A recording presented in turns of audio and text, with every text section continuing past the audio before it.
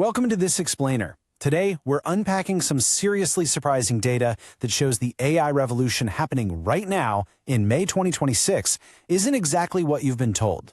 Look, everyone has heard the loud predictions, the wild media hype, and, let's be honest, the fear surrounding artificial intelligence in the workplace. But today, we're going to cut right through that noise. We're looking directly at the actual numbers to reveal the real story. So let's just ask the big question right out of the gate, the one that's on absolutely everyone's mind. But we're going to answer it with hard data instead of flashy headlines. Is AI really coming for your job? Are we actually facing mass unemployment, or is this just another massive technological evolution? The answer is incredibly nuanced, and to really understand it, we have to look at what the macroeconomic data is actually tracking right now. You know, while everyone is panicking about ChatGPT replacing software engineers and copywriters, the data is showing us a completely different reality. The widespread myth is that knowledge workers are the very first on the chopping block. But as you're going to see, the jobs facing the most severe, immediate structural disruption are actually out on the factory floor and right there in the retail aisles. Let's dive into Section 1, the Great Decoupling, tasks, not jobs. To really grasp what's happening, we need to look at a macro-level shift that economists are calling the Great Decoupling. Economist Darren Acemoglu has a fascinating model showing that AI actually raises total factor productivity by zeroing in on verifiable tasks. Yes, it directly displaces some labor, but it also has the potential to boost overall GDP by 10 to 15% over the next 2 decades. The absolute main takeaway here? We have to stop thinking about AI replacing an entire job title. Instead, AI targets specific, routine activities within that job. It's a task-based framework. You aren't necessarily being replaced. Your daily tasks are just being reallocated to a machine. And the real-world numbers brilliantly illustrate this. Since late 2022, job postings for routine tasks have dropped by 13%, while demand for analytical and creative roles has surged by 20%. Harvard Business School data tells an amazing story here. The labor market isn't collapsing at all. It's reorganizing. If your job is highly structured and repetitive, demand is absolutely falling. But if your role requires complex judgment, creativity, or deep analytical thinking, which are the exact skills that AI augments rather than replaces, employer demand is actually skyrocketing. Moving right along to Section 2, the physical AI revolution, beyond the screen. This brings us straight to the factory floor, because the next massive wave of disruption isn't just digital. It is distinctly, tangibly physical. We are now dealing with physical AI. This allows machines to perceive their environment and make real-time decisions in what the industry calls dirty, dull, and dangerous. We've totally moved beyond those rigid, fenced-off industrial robots from the past. Today's collaborative robots, or cobots, use advanced vision systems and AI to adapt on the fly. They can safely work right next to humans, taking over the heavy lifting in some of the most challenging work environments on Earth. Check out these numbers from a 2026 Planera study. Metal and plastic pattern makers are facing a staggering 99% automation risk, and underground mining operators are right behind them at 97%. These numbers are wild. With the rapid advancements in 3D printing and automated CNC machining, the need to manually build patterns and molds is almost entirely vanishing. And take a look at the wages. These are solid, middle-class production roles that are quietly undergoing an absolutely massive disruption that the mainstream media barely even talks about. But you know where the most massive vulnerability lies? Cashiers. They currently face an 88% risk of displacement thanks to self-checkout and AI retail platforms. Now, while a 99% risk for pattern makers is definitely severe, there are only about 1,500 of them left in the US, but there are over 3.1 million cashiers.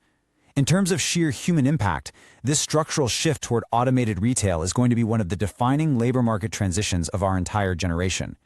And this physical takeover? It's being supercharged by autonomous mobile manipulator robots, or AMMRs. They are already hitting massive milestones. For example, DHL's fleet just completed its 1 billionth warehouse pick, all while increasing picking speeds by up to 180%. Instead of humans walking miles and miles across a warehouse floor to transport goods, these autonomous mobile robots do all the continuous moving. Humans are basically being elevated to higher-value roles, focusing on problem-solving, quality control, and exception handling, while the robots do the grunt work.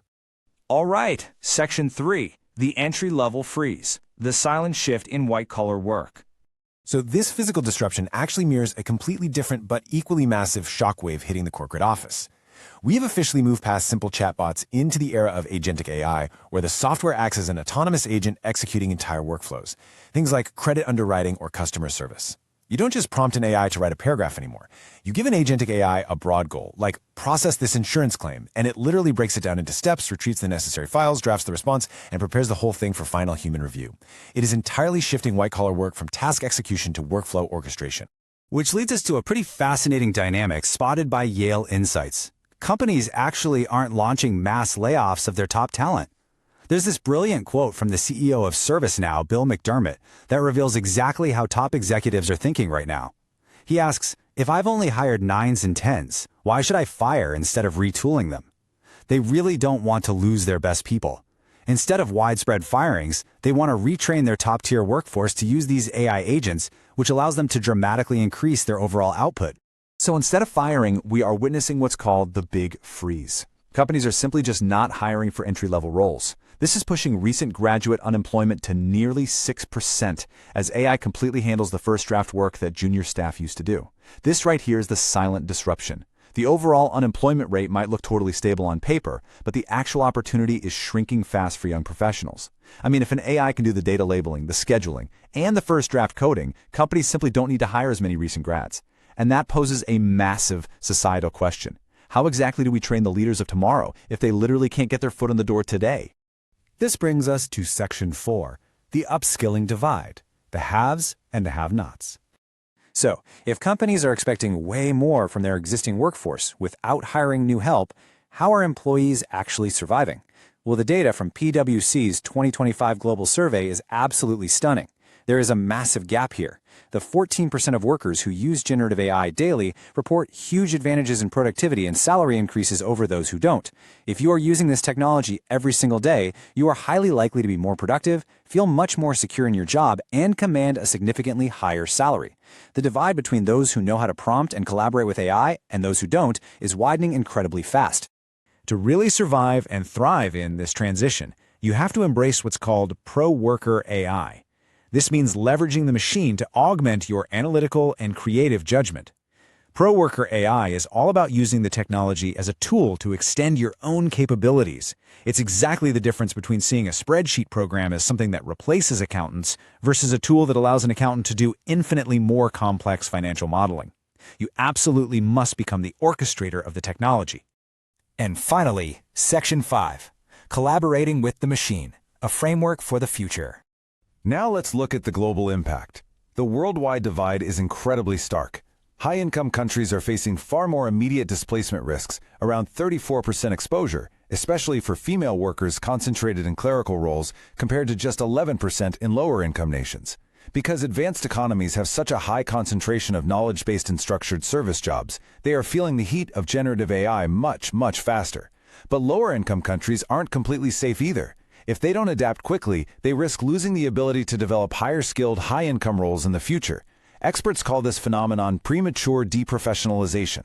So to prevent this massive global digital divide, the World Bank came up with 4 key steps to ensure inclusive AI development. We need global internet connectivity, robust data center compute power, local context so AI actually understands diverse cultures, and above all, competency. Without the digital skills to adopt and innovate with these new tools, individuals and entire nations will just be left behind in the new AI-driven economy. Competency, or digital skills, is truly your ultimate survival tool here. Which leaves us with one final, absolutely crucial question to ponder as we navigate this extraordinary shift in how the world works. As AI shifts from simply automating tasks to orchestrating complex workflows, are you preparing to compete with the machine or command it? The workforce of 2026 and beyond isn't going to reward those who fight the automation wave, it's going to reward those who learn how to surf it. Thank you so much for joining me for this explainer. Keep learning, keep adapting, and I'll catch you next time.